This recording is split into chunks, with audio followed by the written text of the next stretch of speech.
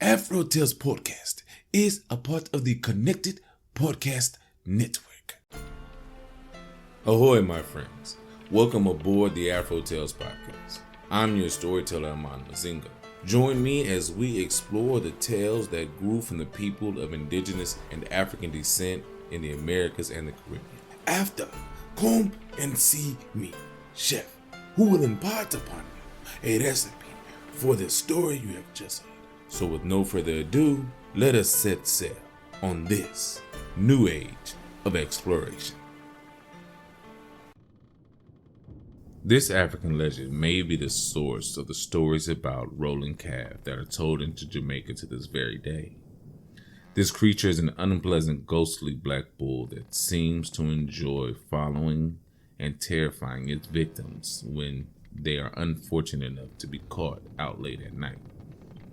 He is likely to confront you on some lonely moonlit road in the bush, where he will stand with eyes dripping fire, shaking his enormous horns and striking sparks as he paws at the ground. Around his neck, there will probably be rattling chains. Not that one should endeavor to check this out, because if you touch him, you will surely die. It is said, however, that if you defeat this bull in mortal combat, you will live forever. But there have been no claims so far for this Lonsdale belt of life everlasting. The Rollin calf is only the servant of the original African bull Gashanami, the god of vengeance, who had the ability to grow to enormous size at will. An encounter with any member of this bovine family, it is to be discouraged, because folks go missing after they cross the path of these mad bulls. The favorite haunt of these calves of our terror bull seems to have been in the rugged cockpit country of Trelawney, but I am sure that they get around quite a bit. There may very well be numerous calves from Gashanami, because it is said that murderers and butchers become Rollin calves when they leave this mortal toil. Or do you think it's true that plantation owners made up the legend and passed it around to stop slaves from wandering at night? Gashanami bellowed out his terrifying challenge to the surrounding countryside.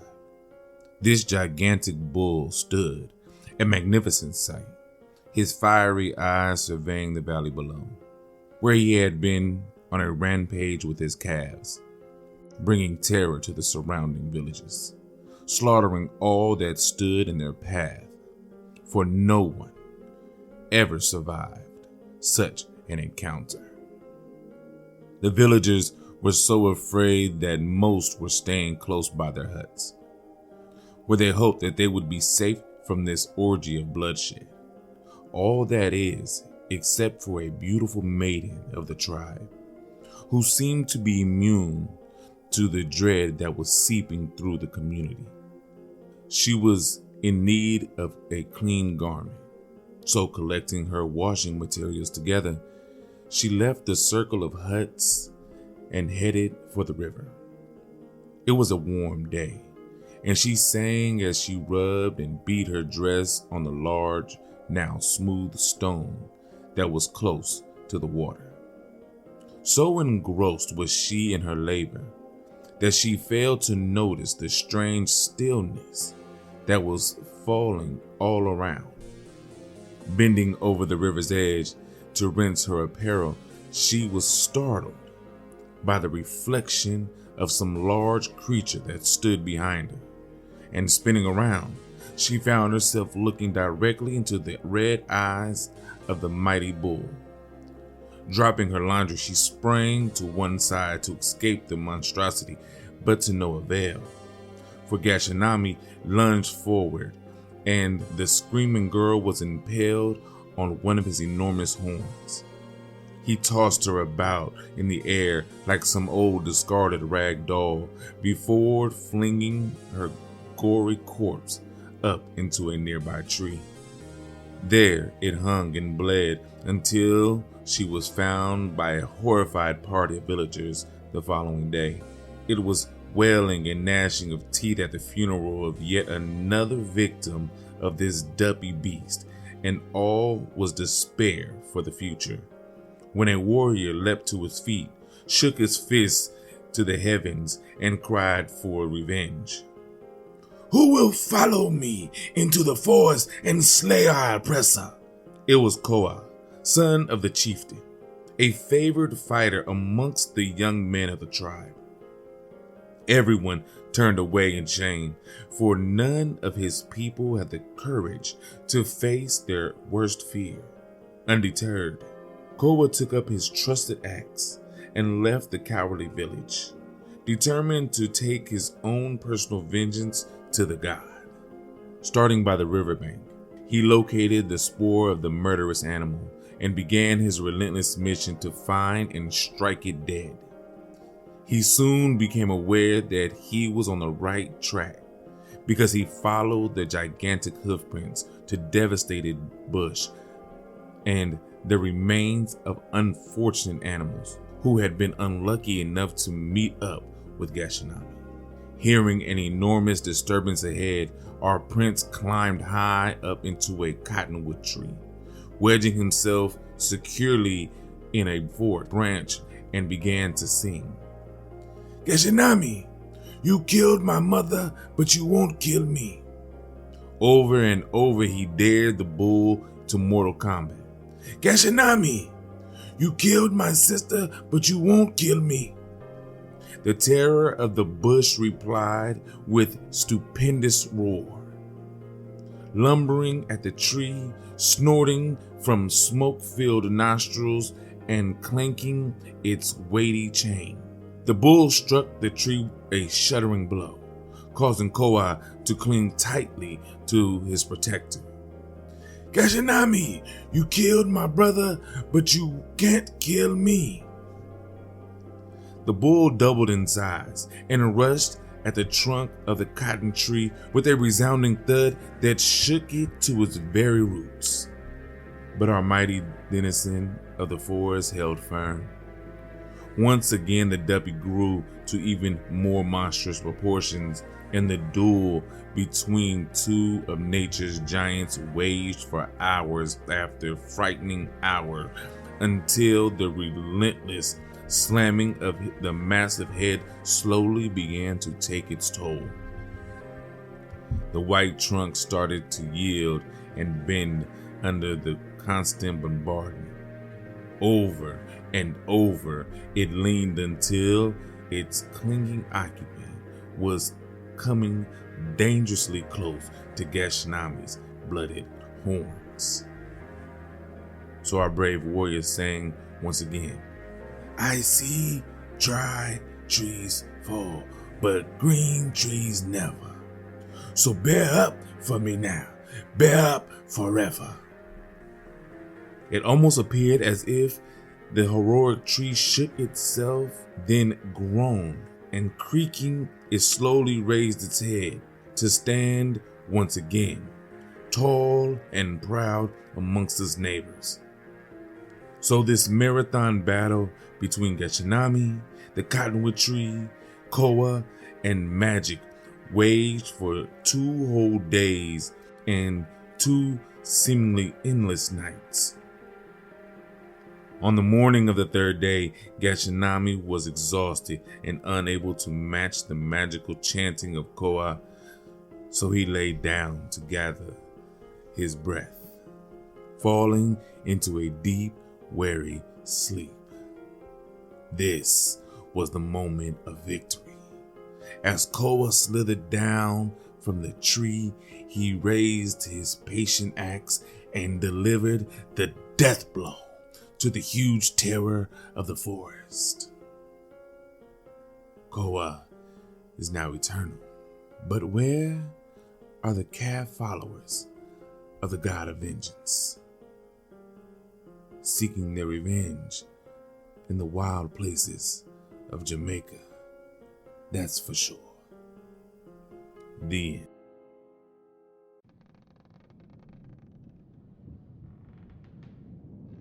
Wow.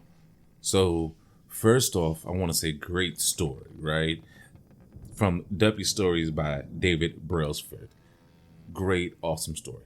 Secondly, I want to say this is episode 100 for the AfroTales podcast. I have done 100 stories for you guys. So if you do not have, or you have not heard all 100 stories, please go back and listen.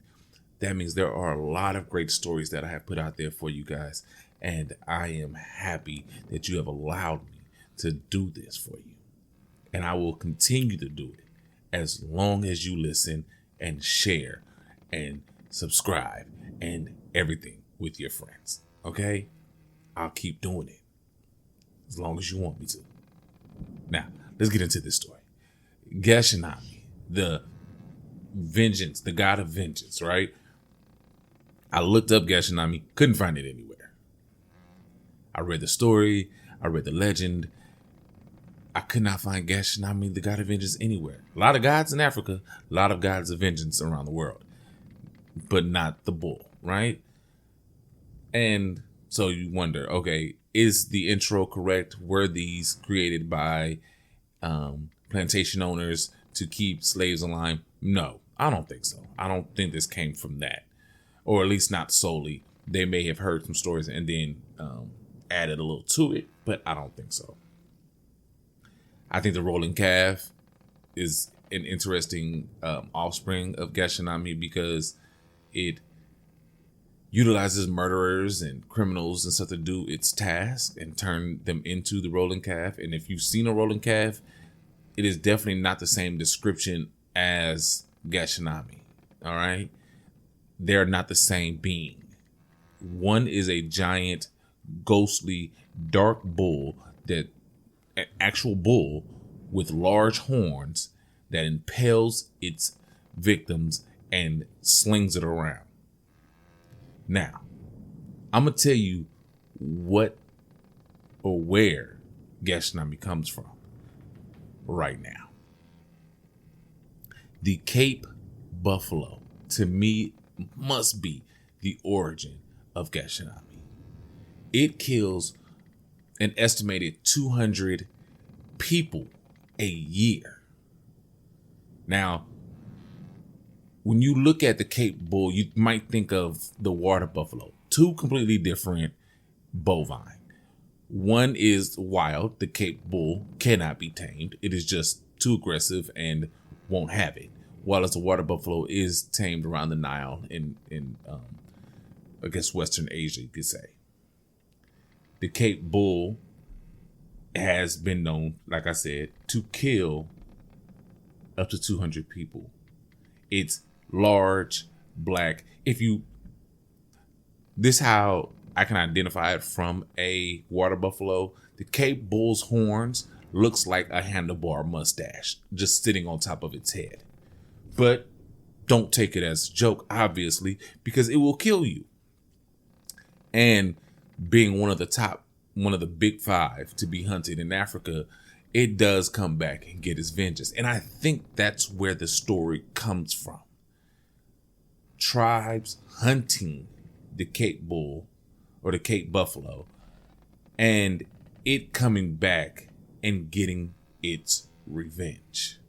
And then that finding its way to the West Indies and Jamaica, and then turning into the Rollin calf.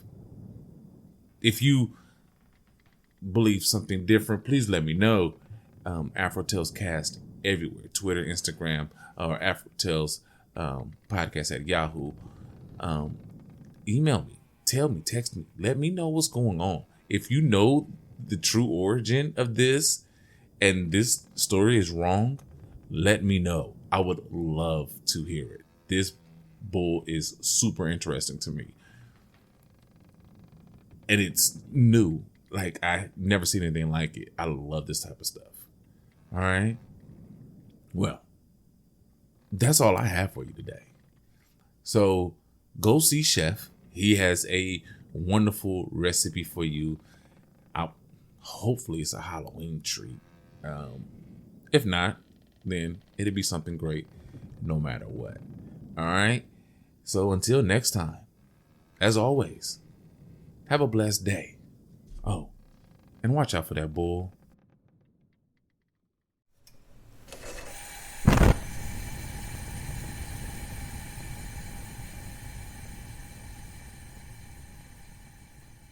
Welcome, my friends, to the Galley.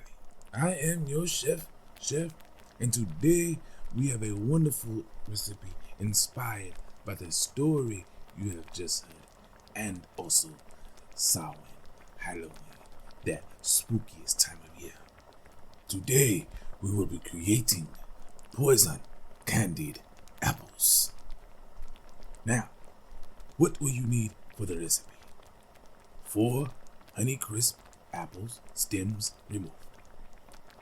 1.5 cups of sugar, half a cup of water, a 1/4 cup of light corn syrup, 6 drops of red food coloring or whatever food coloring you so choose, 8-ounce neon green candy melts or whatever candy melt you desire, and a tablespoon of canola oil. Also, you will need sticks to put in the top of the apples. Now, how do we put this recipe together? Easy. First, insert the sticks into the stem or the bottom portion of the apple, for a little variety. Line on a baking sheet with parchment paper or wax paper. Add the sugar, water, and corn syrup to a medium saucepan fitted with a candy thermometer. Bring to a boil over medium heat. Then cook until the temperature reaches 300 degrees Fahrenheit or 150 degrees Celsius, about 5 minutes. Remove the pot from the heat and stir in the red or black or green, whatever color food coloring you have chosen. Dip the apples in the syrup to coat entirely. Then set on the prepared baking sheet and let cool until the candy hardens. About 5 minutes should do. Add the candy melts to a medium microwave safe bowl. Microwave on low power, about 20-second intervals, stirring between until fully melted. Stir in the canola oil until smooth. Let cool slightly. Then transfer to a squeeze bottle or a bag for piping. Let cool for 5 more minutes or until the candy sets quickly when squeezed out of the bottle. Use the melted candy to draw the eyes and nose on each apple. Then outline the rest of the apple and let set for 15 minutes until completely hardened. You can also put this in the refrigerator to accelerate the process. And that is it, my friend. Now, go make this recipe yours. Have fun. It is Samhain. It is Halloween. And let me know how your recipe and your apples come out. And until I have another wonderful recipe for you, remember to stay away from a bull or a calf roaming the streets at night. As always, my friend, enjoy.